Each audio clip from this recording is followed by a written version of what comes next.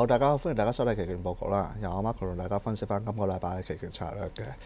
咁就喺上個禮拜五啦，同大家跟蹤翻禮拜三理論上成功開咗倉嘅策略，就係、理論上嗰陣時咧就同時間咧開咗張1月份嘅 Long Call 236期權，再加1月份嘅228恆指期權啦。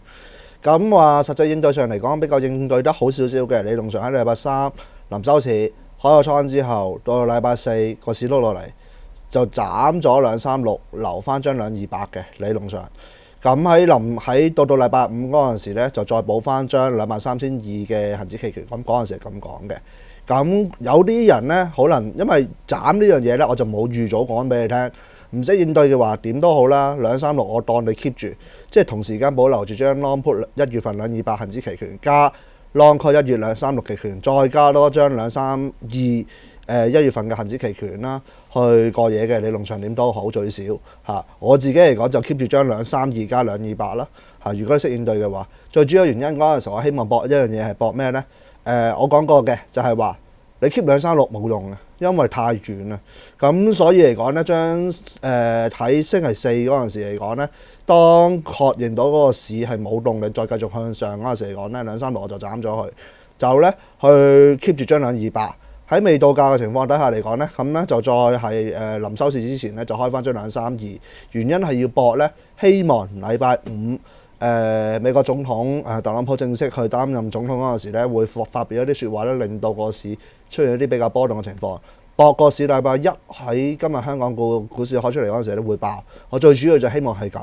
咁但係實際上嘅情況嚟講呢，老實講句有少少失望。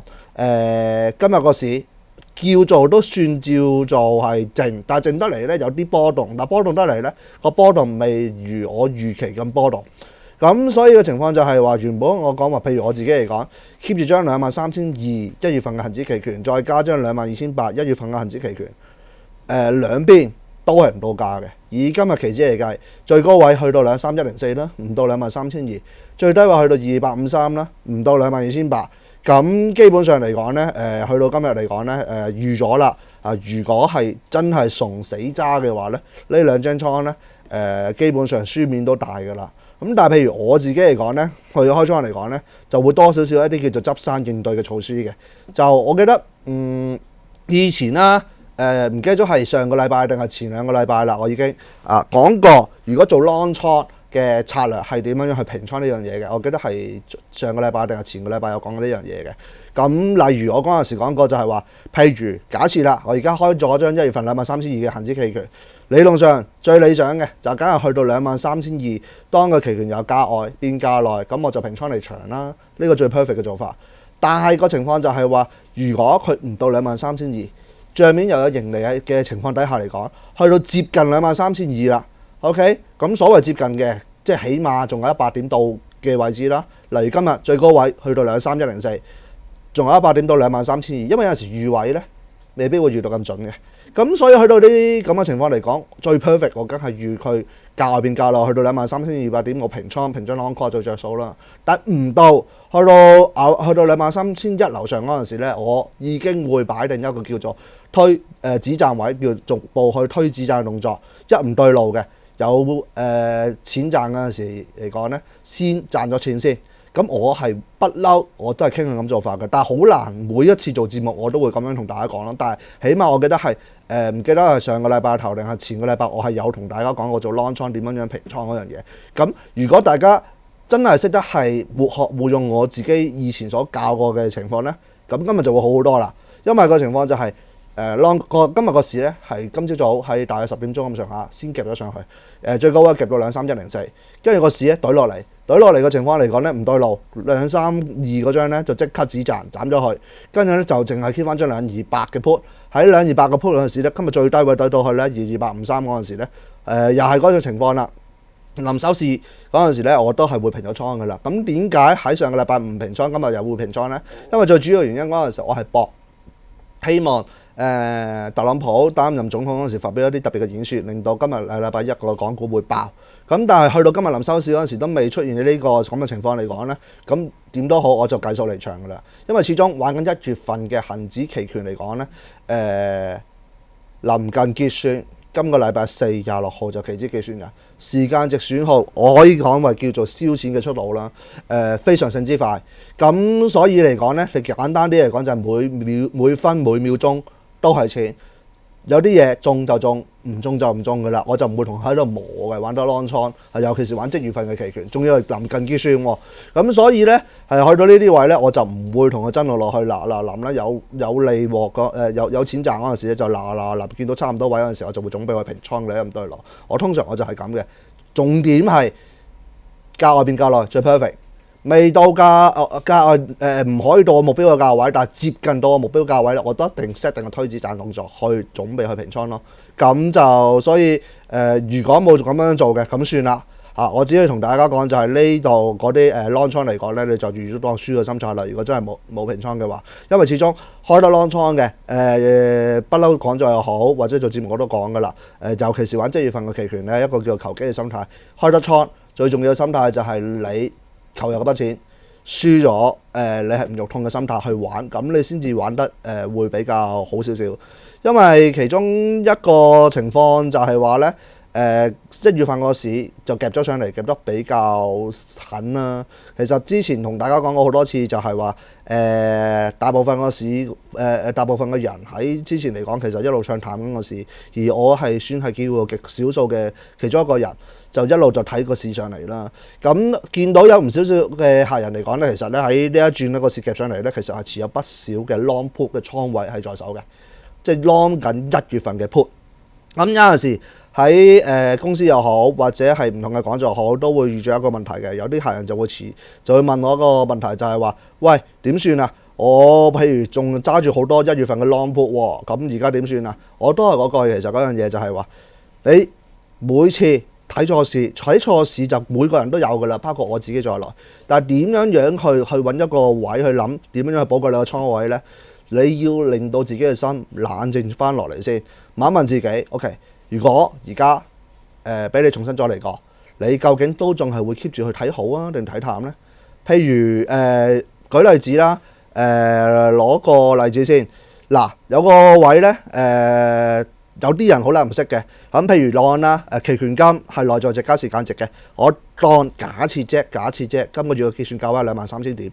如果你 long call 22,800點1月份期權嚟講呢，咁結算價位23,000點呢，你睇22,800，佢入咗價係200點，咁你個期權金個價值呢就會值200點。咁但係呢，如果你結算價位23,000點，你 long call 232呢，即係睇上網23,200，唔到價啊嘛，咁個價內咗0點，咁個期權金係值0點嘅啫。咁結算日當日留意咗一樣嘢，就算喺第一種情況你係價內咗200點，期權金係值200點，但係未到結算日之前呢，其實你用上個期權金呢，當 exactly 而家呢一刻嚟計，嗰個期指嘅點數係23,000點，你 long call 200嘅話呢，期權金係一定多於200點嘅，因為佢有時間值嘅問題喺度。咁呢樣嘢解釋咗乜嘢嘢呢？就我頭先一開波，譬如跟住我策略所講，唔拖得，因為點解呢？去到結算當日嗰陣時，你嗰個時間值係冇晒㗎啦，係冇晒嘅。而如果你見到一個差唔多位比較有利嘅位置，你平個倉呢，除咗賺內在值之餘，你仲可以賺時間值。咁呢樣嘢好重要。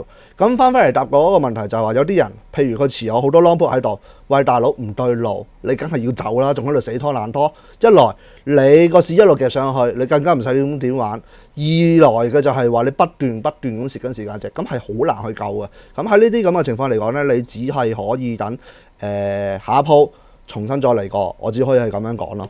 咁你話而家去到最新嘅情況嚟講，嗱，今個禮拜4就期指結算日啦。嚟緊過埋今個禮拜就開始踏入農曆新年嘅時候啦，我都自己都會準備踏入一個 holiday mood 嘅情況啦。咁嚟緊開始個市就相對性嚟講比較淡靜㗎啦。咁老實講句，我自己嚟講，你話真係私底下我嚟講呢，我就一定係等過完年先重新再去部署嘅。咁但係話你話我真係要講啊，結算之前個走勢係情況係點樣嚟講呢？我會傾向嚟講，首先第一，今個禮拜4係期指結算日。咁由1月至到而家嚟講呢個市係夾咗咁多啦。咁唔排除佢期指結算日之前呢，佢會出現一個結算前嘅平倉獲利回吐嘅情況嘅，唔排除有咁嘅可能性。咁你點樣confirm呢？其實喺上個禮拜5其實都有同大家講過嘅，就係話呢，我如果上個禮拜5係俾呢幅圖俾大家嘅話，就係話收市價如果跌穿咗上個禮拜五個低位2264嘅話，預算第一步。咁跟住出嗰個低位嚟講，再跌穿呢，我就有機會個市呢就會有一個明顯少少調整，向大約around 50天平均線去進發。咁但係睇翻最新嘅情況嚟講呢，最新嗰個情況嚟講呢，今日呢嗰個低位係低過上個禮拜五嘅低位，但係收市價唔係收喺上個禮拜五嗰個低位以下，即係代表住咩意思呢？如果我要判斷個關鍵位呢，就會由上個禮拜五嗰個264跌到去253啦，因為我要收市價跌穿264，佢冇啊。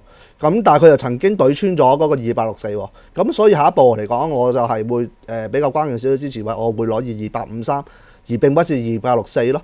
咁所以而家下一步我就要睇啦，收市價如果對穿咗呢個位253，完成第一步。再對穿埋呢個低位呢，就有機會個大市向大約50天線平均線嘅位進發。咁個位就大約22,500、22,450點咁上下咁嘅位置啦。暫時係咁樣睇住先啦。未出現呢種咁嘅情況底下之前嚟講呢，我覺得個市呢就會有可能都係仲係保持住一個升勢嘅。咁但係我自己個人嚟講就傾向等過咗農曆新年之後先至再着部署咯。同埋你就算出咗呢個咁嘅形態，你睇下啦，今日23號，我當聽日就收市價對穿咗253，完成咗第一步。咁聽日星期二啦，當星期三再對穿埋呢個低位，咁嗰陣時其實都已經係到即係最快其實係禮拜三出息流啦。咁嗰陣時星期四已經係即月嘅期指結算日啦。你搏下月期權，我就想等農曆新年之後搏。如果搏即月期權呢，其實你得翻1日嘅時間搏嘅啫。咁你可以照搏。但係你真係預咗嗰個求放嘅期權金啊，真係預咗輸咗係冇問題咁樣去搏會比較好少少咯。我自己傾向係咁樣咯。否則嚟講呢，等農曆新年之後啦，再搏過啦，我就傾向係咁咯。咁今日同大家講嘅就講住咁多先嚇，多謝大家支持，再見，拜拜。